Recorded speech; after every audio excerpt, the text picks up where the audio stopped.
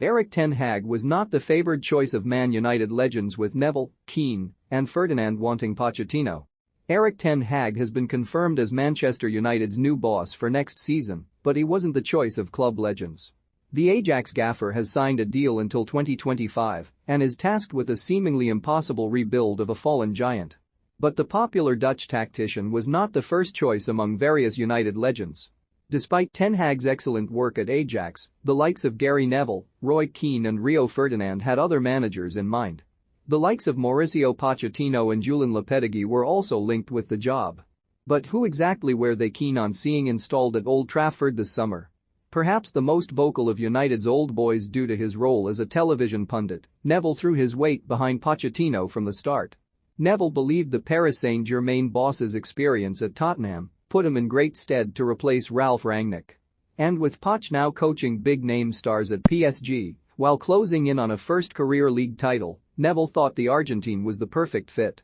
"Son, bingo, get £50 bonus and 50 free spins today," Neville said last month. "I think he's better prepared to come and deal with the big players United have got.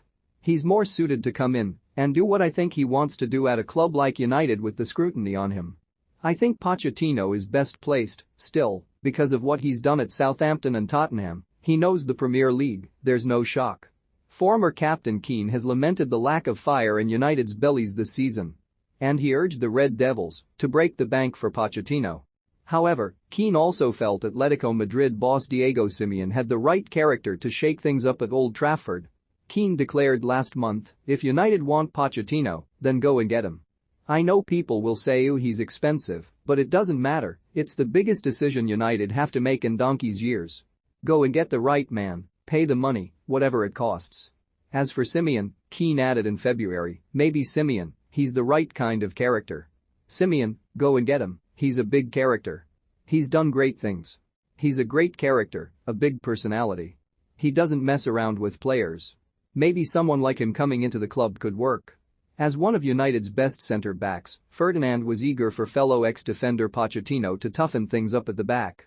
However, Ferdinand was also open to ten Hag's appointment and will not be disappointed with the Dutchman's arrival. On Poch, Ferdinand said last month, "I spent a bit of time with him and he really impressed me as a person. I think he would impress the hierarchy and decision-makers at Old Trafford if you have him in front of you. He certainly impressed me." Regarding ten Hag, Ferdinand added, "Ten Hag, the way his team plays, if you could replicate that at Man United, now we are talking." For a club of the size of Man United with the egos and personalities in that changing room, it's very different going to Ajax in that dressing room to this dressing room. Ajax is a big club, but in comparison to United it is very different. Cheeky Scholes reckoned United would be able to coax either Tottenham boss Conte or Chelsea gaffer Tuchel to Old Trafford this summer. He pointed to the fact that they were both highly motivated winners with a knack for turning flailing teams around. And Scholes reckoned with Conte or Tuchel at the helm, United would not need to spend millions on new recruits. He explained last month, "I would have gone for Conte or Tuchel now. Possibly it looks like Tuchel might be available at the end of the year. Those two are top-class elite coaches who I think strike fear into players and win, which is the most important thing. United with either one of those coaches would be a much better squad. Okay, they need additions. But I hate it when people say they need 4 or 5 players or need to spend £200 million or whatever it is. There is a group of players here that I think can be made a lot better by top-quality elite coaches." Having worked behind the scenes at United most recently as head of first-team development until last year, but had first-hand knowledge of what needed fixing. And his top choice for the role was Pochettino, who Butt felt was best placed to bring much-needed stability following Ralf Rangnick's tenure as an interim. Butt said last month, "United need stability. They can't keep having interim managers or learners in very powerful positions. They need people who have been there, seen it and done it. I'd go all out to get Mauricio Pochettino as manager. He's proven in the Premier League, he's young and enthusiastic, his style of play would suit United, and his backroom staff seem switched on. I met him a couple of times at Spurs training ground and had lunch. You'd want to play for him." A left-field approach from Hargreaves saw him crown Enrique as the ideal long-term successor to Ole Gunnar Solskjaer. The Spain boss won numerous trophies at Barcelona, including the 2015 treble.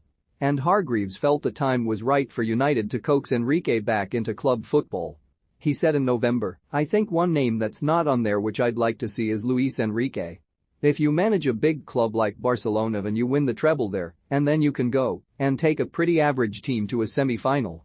I think that's the type of guy, and he's only managing the national team. He could come in and do the job now. I think he would transform Manchester United into a good team, into a great team."